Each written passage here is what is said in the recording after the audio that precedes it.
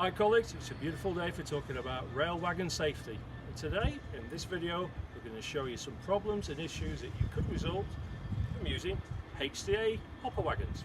Before we start this maintenance task, we need to isolate the air to the wagon that is going to be worked on. Jace is now going to show us at the door isolation point how to isolate all the air from this wagon. Please, Jace.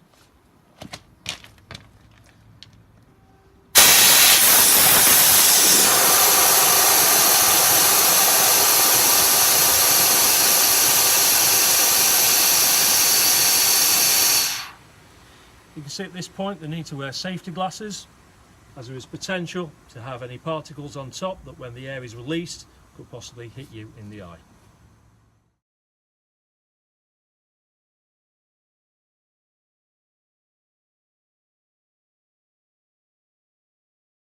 Improve isolation and make sure nobody else can interfere with the wagon.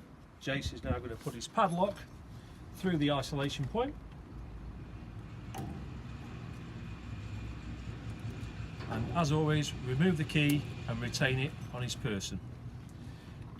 Also, we're going to release the Castell key to make sure nobody can interfere. And now operate the door lever just to make sure that there is no more air left in the system that can open any part of the door or mechanism. No air noise, proven safe.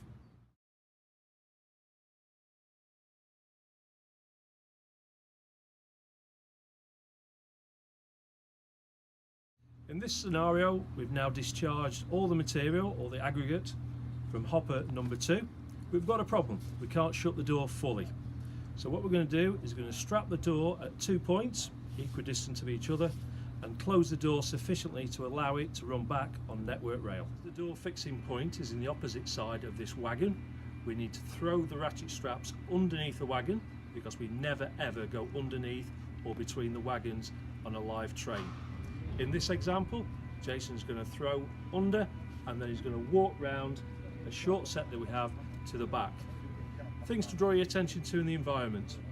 We have this as a hazard, which you may not normally have on site. If you look at the ground conditions, it's granular, it's uneven, we've got changes of levels, all things to consider. And as we're doing it in daylight, we've got good visibility, but you may have to do this undertake at night time, so it may need additional lighting in the form of 110 from a van or on a light mounted on your helmet. Reminder for this scenario, we're using the middle hopper, which has got the bar centered on. We have removed all the air, we have isolated it, and we have proved, therefore we know there is no stored energy in the system, and the door is at its natural pivot point balance, so it is not going to move without any extraneous force applied to it. Now to put the ratchet strap and put it underneath the wagon. First of all, we need to clip at this top, and then we're going to have to feed between the bar and the door, remind it's in a rest point, and then throw the reel underneath the wagon. Jason.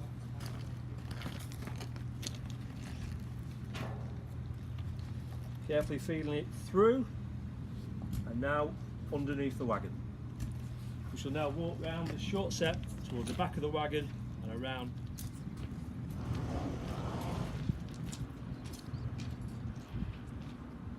So at this side of the wagon where we're going to strap, we've got different ground conditions.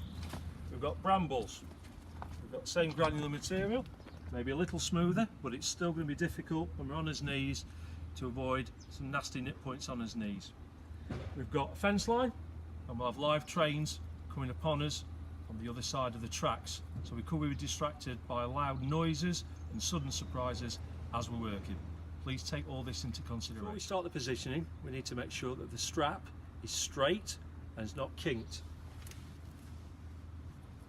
That's in a suitable condition, so I'm now going to ask Jace to put the positioning points on, feed the strap through into the ratchet.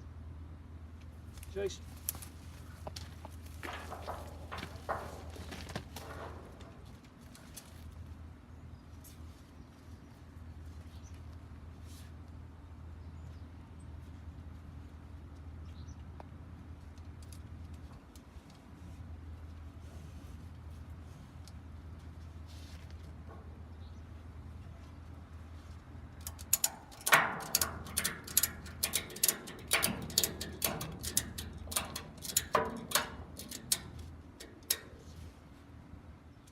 What we've done now is just put one strap on and tighten it up, not to its maximum capacity, just so it's semi-tight. So we're now going to go to the other side and equalise the force back up using the other strap. We'll then go back again, retighten, and finally do the other one as well to do the final tightening operation.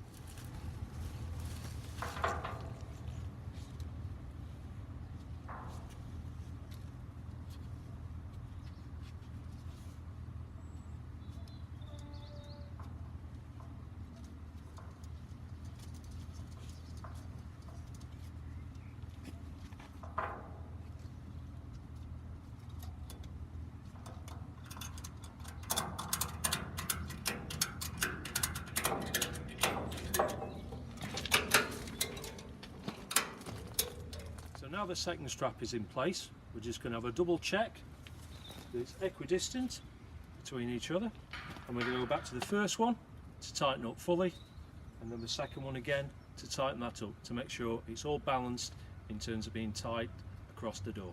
Back now and made sure that both bows are tight and the door is in a secure position. So what we need to do now is make sure we've got no loose strapping that can catch up to 4 or 5 foot away onto something else. So we're going to tie it round to make sure that the catch is tight and secure, and then tie it away to avoid any flapping of the cord. Jace.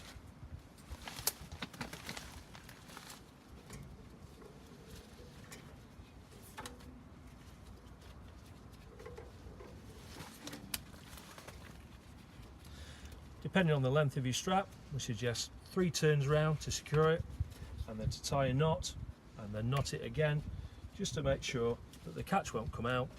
And now we're going to use the final piece of cord to tie around the top strap, so we've got no loose wires available for flapping. There you go, nice and safe, now ready to be travelling back on network rail. So we've now got the wagon strapped safely, ready to go back onto network rail. But let's have a think, why have we got ourselves into this situation in the first place? What could have been the cause of our problems? The causes are all down here. There could be an air valve or an air block that's come away. There could be some seals out of the air ram. There could be the catch that is not quite engaged, that's pulling on. As a best practice, we would also never encourage you to use these levers as a permanent indicator of where things are. As you can see, they can be in either position. There are other locating positions.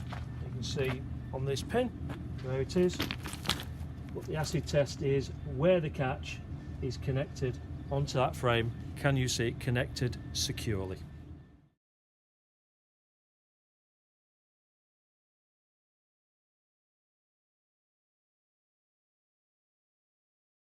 As we know, this wagon has a defect, and before we send it on its way to the maintenance yard, we're going to fill a card in to make sure the engineer knows what the problem is and to identify which wagon it is. For this one we use a green card because it's suitable to go back onto network rail, and what we do once we've filled it in,